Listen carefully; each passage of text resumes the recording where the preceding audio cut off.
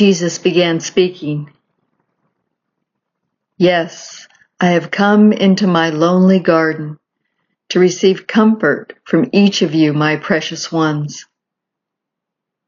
I see him holding all of us, 4 to 6 years old, to his breast, so comforted and happy with our childlike simplicity,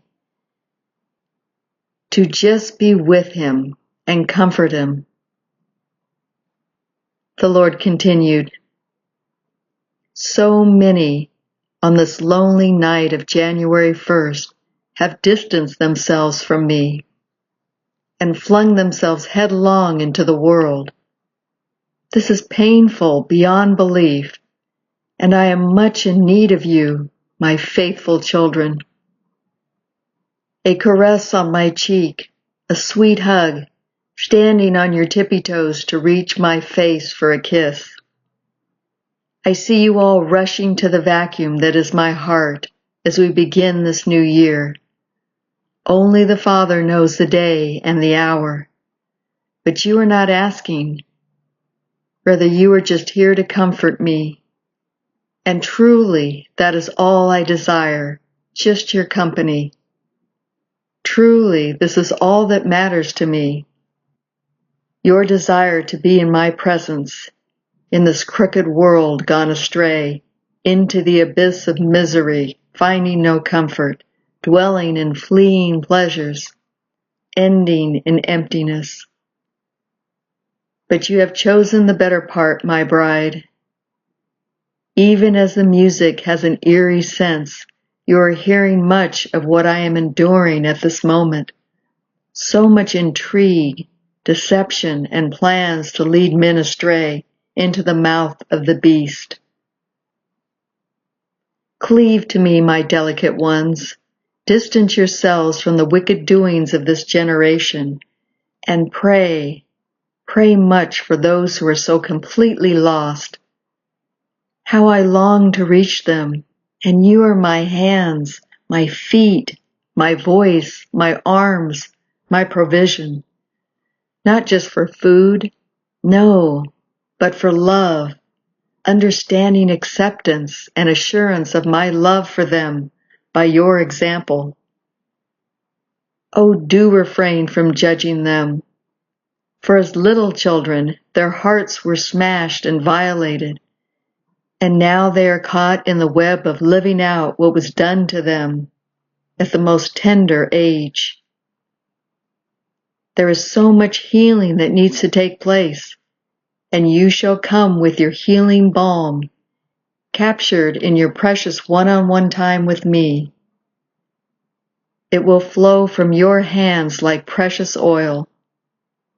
Being accepted and loved just the way they are will do wonders to their broken souls. You will be a place of healing. In you they will see me, feel me, experience my love for them. Unconditional love is what they long for, even just to be validated, confirmed as human, means the world to them. For they have been treated like the off-scourging of the world. Useless eaters. How vile that title is to me. I died for that soul, and there is nothing useless about them. Many have carried forth the vile practices of their ancestry, which I long to heal them of. Generational curses on top of curses.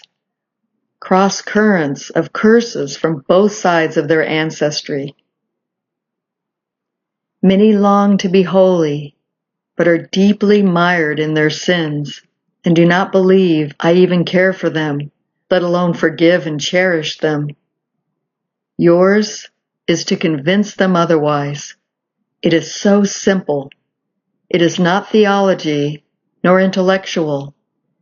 It is so simple that a child of 3 can administer the very essence of my gift. It is the recognition of their personhood, and in that, their preciousness. as a toddler just embraces innocently with love and no other motive or bias, so must my ministers of the gospel of love be. It is not theology that I seek from my church.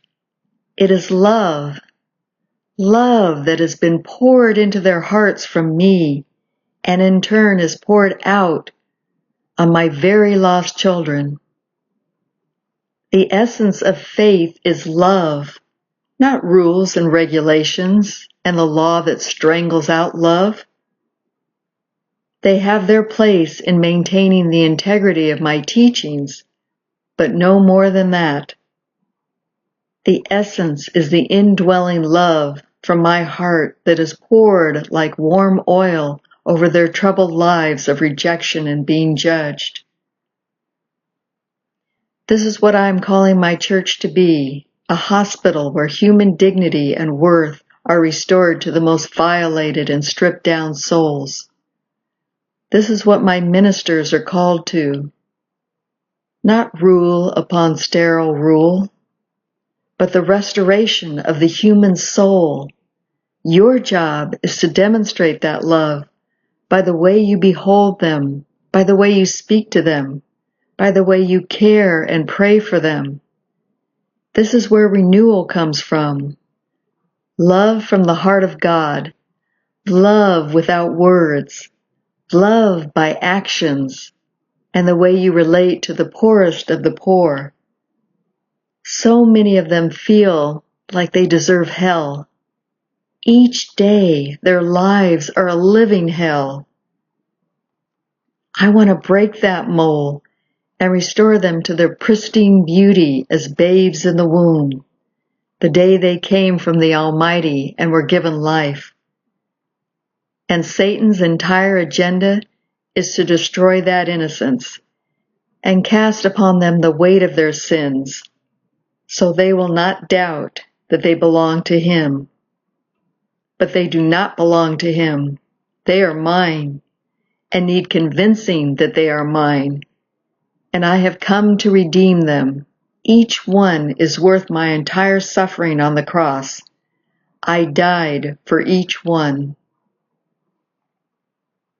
You will be opposed in this, but push on through. My Spirit abides with you and longs to be poured out upon the most broken of souls. My Spirit will not abandon those who have my heart of redemption for those your society has cast away as the off-scourging of the world. Do you understand, my people, how great of an assignment this is? You are literally snatching souls from the devil's grip. Oh Lord, this all seems like too much to me. That is because you are not thinking one at a time. You are loading the burden of scores and hundreds upon your shoulders. But I tell you the truth, love knows, sees, and acknowledges no obstacles. Love says that I will do the impossible. Just as you were once impossibly lost, so shall I redeem them by my power, one by one. So you see, you have nothing to be intimidated by. It is all a smokescreen. Satan will throw up many smoke screens, but you have the eyes to see, the ears to hear, and the heart to care. You shall not be dissuaded, for it is by my love and by my power that you shall overcome these things. And that was the end of his message. God bless you, dear heart dwellers, and thank you for joining us in prayer for those who are so very much in need of our Lord Jesus.